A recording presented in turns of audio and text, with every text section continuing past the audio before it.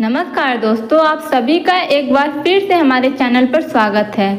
पिछली वीडियो में हमने समझा था कि राजनीति विज्ञान क्या है और राजनीति की उत्पत्ति कैसे हुई। हमने यह भी जाना था कि समाज में शांति, सुरक्षा और व्यवस्था बनाए रखने की आवश्यकता के कारण राज्य और राजनीति का जन्म हुआ। लेकिन अब एक बहुत महत्वपूर्ण प्रश्न सामने आता है। जिस राज्य की बात हम बार बार कर रहे हैं, आखिर वह राज्य क्या होता है? क्या राज्य और सरकार एक ही चीज़ है? क्या राज्य और देश एक ही होते हैं? क्या राज्य के बिना सरकार चल सकती है? और आखिर राज्य बनने के लिए किन किन चीज़ों की आवश्यकता होती है? आज के इस वीडियो में हम इन्हीं सभी प्रश्नों के उत्तर विस्तार से जानेंगे, तो वीडियो को अंत तक जरूर देखिए क्योंकि यह विषय राजनीति विज्ञान के सबसे महत्वपूर्ण नियमों में से एक है। सो फ्रेंड्स, जब हम राज्य शब्द सुनते हैं तो हमारे मन में अक्सर भारत, अमेरिका, चीन, रूस या किसी अन्य देश की तस्वीर आती है। लेकिन राजनीति विज्ञान में राज्य का अर्थ केवल किसी देश के नाम से नहीं होता।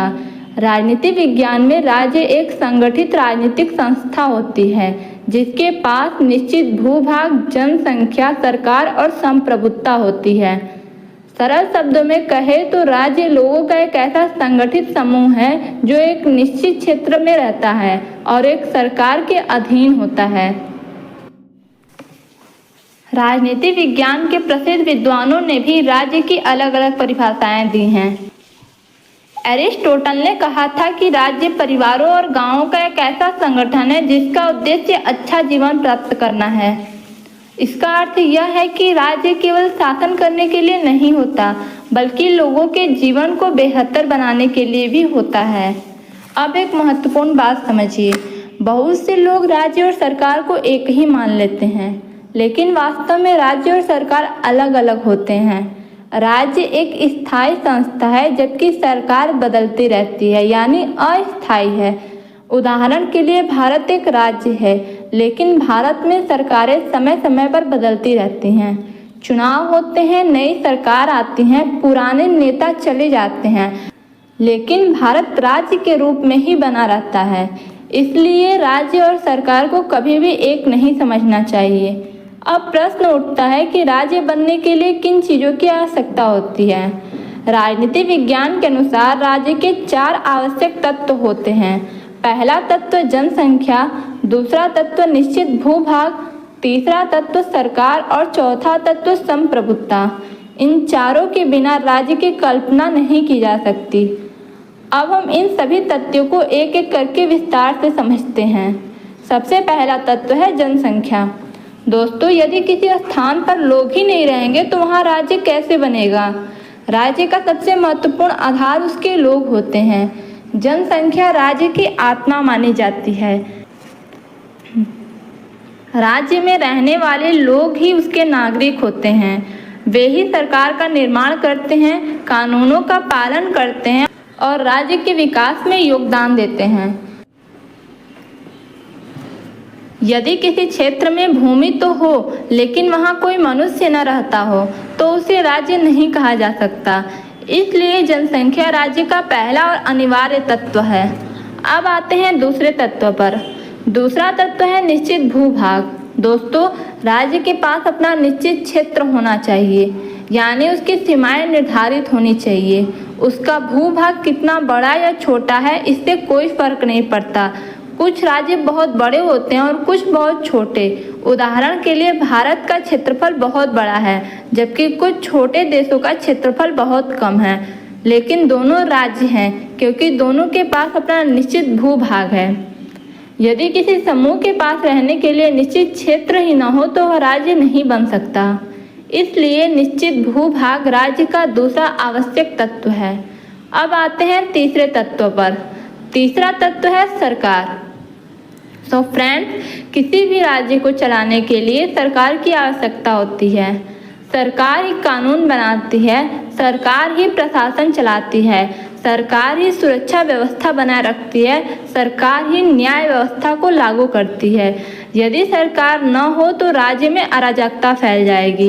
इसलिए सरकार राज्य का संचालन करने वाला महत्वपूर्ण अंग है। लेकिन याद रखिए, सरकार बदल सकती है जबकि राज्य बना रहता है। अब हम आते हैं राज्य के सबसे महत्वपूर्ण तत्व पर और वह है संप्रभुता। संप्रभुता का अर्थ होता है सर्वोच्च शक्ति। राज्य के भीतर कानून बनाने और उन्हें लागू करने की अंतिम शक्ति राज्य के पास होती है। कोई बाहरी शक्ति उसे आदेश नहीं दे सकती। उदाहरण के लिए भारत अपने निर्णय स्वयं लेता है। भारत की संसद कानून बनाती है। भारत की सरकार नीतियां तय करती हैं। किसी दूसरे देश को भारत पर शासन करने का अधिकार नहीं है। यही संप्रभुता कहलाती है। यदि किसी क्षेत्र के पास संप्रभुता नहीं है तो उसे पूर्ण राज्य नहीं माना जाता। इसलिए संप्रभुता राज्य का सबसे महत्वपूर्ण तत्व माना जाता है। अब एक प्रश्न और उठता है, क्या राष्ट्र और राज्य एक ही होते हैं? उत्तर है नहीं। राष्ट्र और राज्य अलग अलग अवधारणाएं हैं। राष्ट्र मुख्य रूप से लोगों की भावनात्मक और सांस्कृतिक एकता पर आधारित होता है, जबकि राज्य एक राजनीतिक संगठन होता है। कई बार एक राष्ट्र के लोग अलग अलग राज्यों में रहते हैं और कई बार एक राज्य में अनेक राष्ट्रों के लोग रहते हैं। इसलिए राष्ट्र और राज्य को समान नहीं माना जाता। अब एक और महत्वपूर्ण प्रश्न है, क्या राज्य हमेशा से मौजूद था? उत्तर है नहीं। राज्य का विकास धीरे धीरे हुआ। प्राचीन समय में लोग परिवारों में रहते थे, फिर गांव बने, फिर जनजातियां बनी, बाद में नगर और राज्य विकसित हुए। समय के साथ राज्य की संरचना बदलती गई। राजतंत्र आया, साम्राज्य बने, फिर लोकतंत्र विकसित हुआ और आज आधुनिक संवैधानिक राज्य अस्तित्व में है। सो फ्रेंड्स, आधुनिक राज्य केवल कानून और व्यवस्था बनाए रखने तक सीमित नहीं है।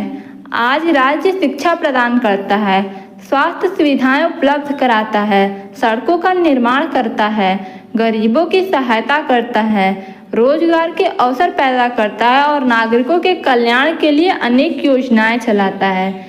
इसी कारण आधुनिक राज्य को कल्याणकारी राज्य भी कहा जाता है।